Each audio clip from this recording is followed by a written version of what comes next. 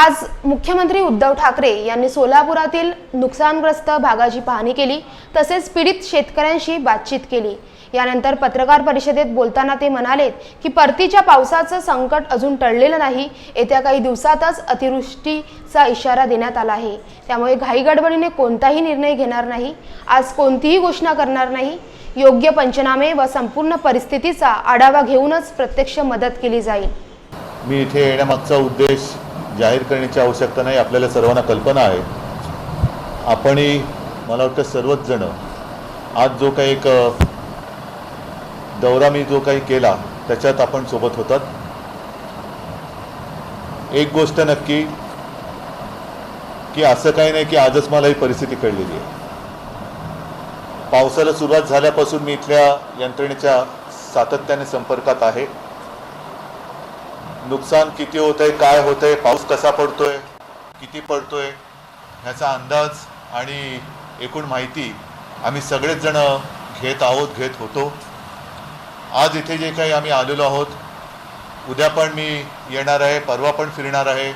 एकूणच सगळे आपत्तीग्रस्त ज्यांच्यावरती आपत्ती कोसळलेत, घरदारं वाहून गेलेले आहेत, संसार वाहून गेलेले आहेत, हे एका वेगळ्या संकटाच्या डोंगराखाली आहेत आणि त्यांना दिलासा देण्यासाठी, धीर देण्यासाठी, हा दिलासा आणि धीर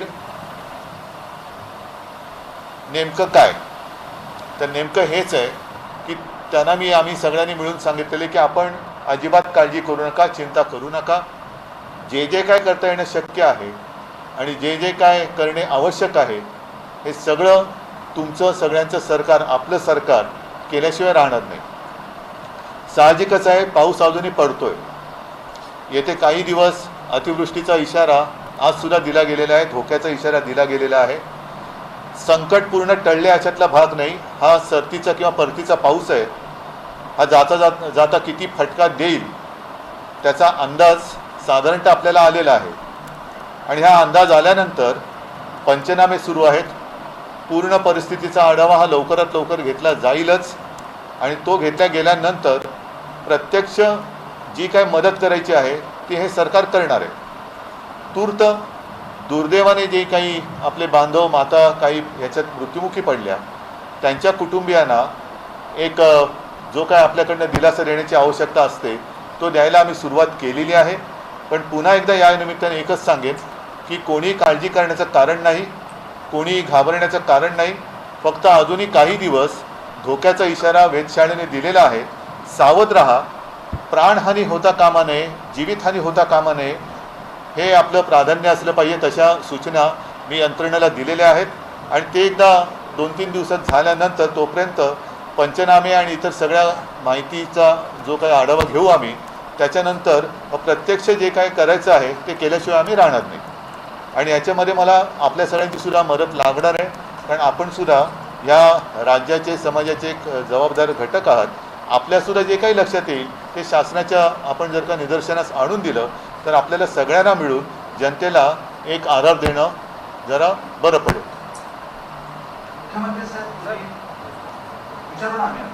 विचारा। तुम्ही म्हणताय प्रत्यक्ष मदत दिली जाईल, मात्र या आधीचा अनुभव असा आहे की मदतीची घोषणा होते आणि 6 महिने वर्षभर म्हणून मी आज घोषणा काही केलेली नाही, की आम्ही हे देऊ, आम्ही ते देऊ। ते जे काय होते ते आता गेले। आता आम्ही प्रत्यक्ष अंदाज नाही, माहिती घेऊन जे करायचं ते आम्ही करणार। आपत्ती व्यवस्था हवामान खात्याने पहिले 2 दिन पहिलेही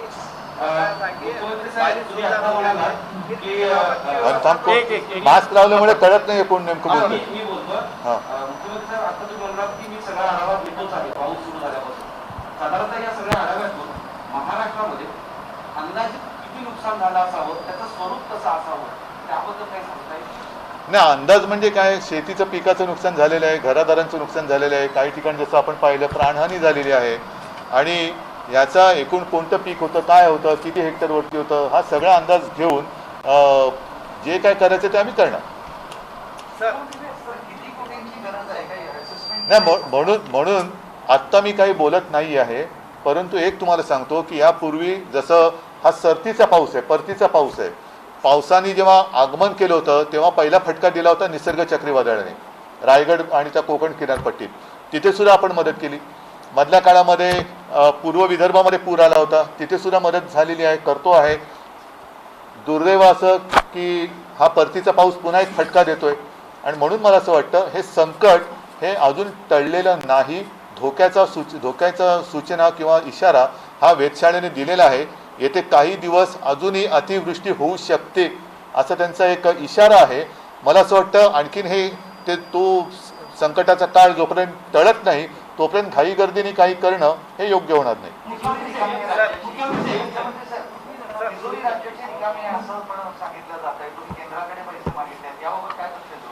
नाही, पण समजा आवश्यक असेल तर केंद्राकडे मदत मागण्याच्यात गैर काय? कारण साधारणतः शुक्रवारीच माननीय पंतप्रधानांचा मला स्वतः फोन आला होता आणि त्यांनी मला दिलासा दिलेला की आप चिंता मत करिए, जर काही आवश्यकता असेल तर आम्ही केल्याशिवाय राहणार नाही. सर, हवामान खाते ने 2 दिन पहले ही बताया था कि जोरदार बारिश होने वाली है, तो आपत्ति व्यवस्थापन समिति कहीं ना कहीं प्रशासन का फेल्युअर है क्या? अजिबात नाही. काही ठिकाणी जो पूर आलेला आहे, पाऊस शेवटी विचित्र पद्धतीने पडतोय. अगदी मुंबईमध्ये सुद्धा असं टार्गेट करून पडल्यासारखा पाऊस पडतो, तसंच इकडे सुद्धा पडतोय. त्याच्यामुळे असं तुम्ही समजू नका. एक तर आपण फिरताना एक शेतकरी दादा मला असा भेटला, त्याने मला सांगितलं, तुम्ही होतात दिनेश, तुम्हीच त्यांचा बाईट घेतला. 72 वर्ष वय आहे त्यांचं आणि त्यांनी सांगितलं की 72 वर्षात असं पाणी पाहिलं नव्हतं, असं पाणी त्यांनी पाहिलं नव्हतं, असा पाऊस पाहिला नव्हता. तर हे होतंय, घडतंय, विचित्र घडतंय.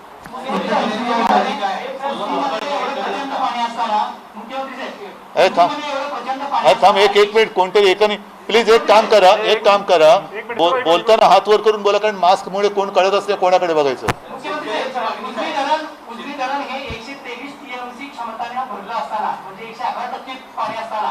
सोलापूर जिल्ह्यामध्ये मुसळधार पाऊस पडत असताना त्या दिवशी आणि एकीकडे वेधशाळेने इशारा दिला असताना देखील उजनीच्या अधिकाऱ्यांनी भीमा नदीमध्ये पाणी सोडलं नाही.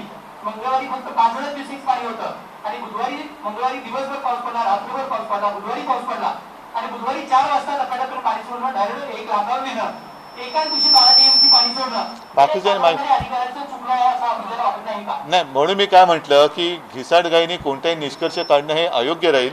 त्याच्यावरती साहजिकच आहे, आपण जो प्रश्न उपस्थित केला तोही लक्षात आलेला आहे सगळ्यांच्या आणि त्याची पूर्ण माहिती घेऊन पुढे काय करायचं ते केलं जाईल. पण तूर्त आज मात्र अजूनही धोका टळलेला नाही, तर तो धोका टळेपर्यंत पुढे आणखीन काय आपल्याला काळजी घेण्याची गरज आहे ती घेतोय आपण.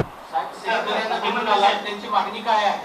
तुम्ही शेतकऱ्यांना भेटून आलात, तुम्हाला खरं सांगू का, शेतकऱ्याच्या डोळ्यात आज पाणी आहे हे आपण सगळेजण बघतो आहोत आणि त्यांनी काही बोलावं, त्यांनी काही मागावं ह्याच्यापेक्षा त्याचं दुःख ओळखून आम्हाला काहीतरी करण्याची गरज आहे हे फार महत्त्वाचं आहे आणि ते आम्ही केल्याशिवाय राहणार नाही.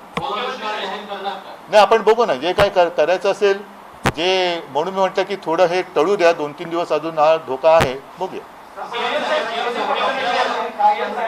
विरोधी पक्षनेते म्हणत आहेत की त्यांनी दौरे सुरू केले, त्यानंतर सरकारमध्ये मग त्यांनी ते जर का दिल्लीत गेले तर माननीय पंतप्रधान सुद्धा घराबाहेर पडतील.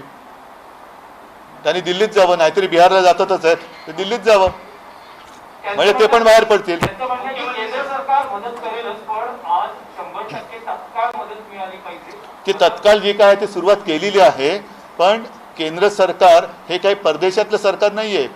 केंद्र सरकार हे देशाचं सरकार आहे आणि कदाचित ते पक्षाच्या दृष्टीने विचार करत असतील, पण केंद्र सरकार हे देशाचं सरकार आहे. तिकडे पक्षपात न करता राज्यांची आणि देशाची काळजी घेणं हे केंद्र सरकारचं कर्तव्य आहे आणि मला असं वाटतं हे कर्तव्य माननीय पंतप्रधानांनी शुक्रवारी मला फोन केल्यानंतर माझी खात्री पटली की जर आम्हाला काही गरज लागली तर आम्ही हक्काने त्यांच्याकडे मागू आणि ते नक्की दिल्याशिवाय राहणार. विरोधी पक्ष नेतेही दौरा करता आहेत, ते असा आरोप करतात की निसर्ग चक्रीवादळ असेल, विदर्भातला पूर असेल किंवा आताची कांदा ते बांधा, शेतकरी आहे तो मदतीच्या प्रतीक्षेत आहे आणि सरकार पूर्णपणे अपयशी आहे. आरोप प्रत्यारोप आता सुरू झालेले आहेत. याकडे मला असं वाटतं ह्याच्यामध्ये राजकारणाचा चिखल कोणी एकमेकावरती उडू नये.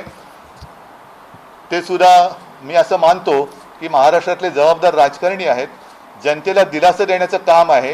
केंद्र काय करेल, राज्य काय करेल याच्यापेक्षा ज्या राज्याचे तुम्ही आहात, बिहारमध्ये प्रचार करण्याच्या पेक्षा जर स्वतःचं राज्य आज नैसर्गिक आपत्तीत आहे तर सगळ्यांनी एकत्र मिळून राज्याला जर केंद्राच्या मदतीची गरज असेल तर एकवटून केंद्राकडे मागणं मागितलं पाहिजे. म्हणजे साहेब पंतप्रधानांशी तुमचा संवाद होतो, पण राज्यातल्या विरोधी पक्षांशी तुमचा संवाद होतो काय कम्युनिकेशन मी कोण बोलतोय? सेम झाली अच्छा दिनेश पंतप्रधानांनी तुम्हाला फोन केला ते तुमच्या मार्फत बोलतायत ना, तुमच्या माध्यमातून बोलतायत. फोन करतात नाही ठीक आहे, मला राजकारणात जायचं नाही. मी इकडे शेतकऱ्यांना आणि आपत्तीग्रस्तांना दिलासा आणि धीर देण्यासाठी आलेलो आहे.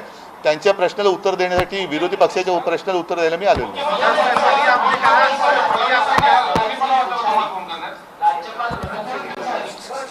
मला असं वाटतं आता जाऊ द्या, बाकीचे विषय जाऊ द्या, बाकीचे विषय जाऊ द्या. मला असं वाटतं एक गोष्ट महत्त्वाची जी मी आपल्या माध्यमातून जनतेला सांगू इच्छितो की आणखीन येथे काही दिवस वेधशाळेने अतिवृष्टीचा धोक्याचा इशारा दिलेला आहे. कृपया कोणीही आत्ताचं जे पडलेलं ऊन दिसतंय, अजूनही ऊन वारा असं पाऊस असं चालू आहे, कोणी गाफील राहू नका, गलतान राहू नका, सुरक्षित ठिकाणी राहा. बाकीचं जे काही नुकसान वगैरे आहे ठीक आहे, सरकार तुमच्या सोबत आहे, पाठी आहे, पण प्राणहानी होऊ देऊ नका, एवढंच माझं सगळ्यांना.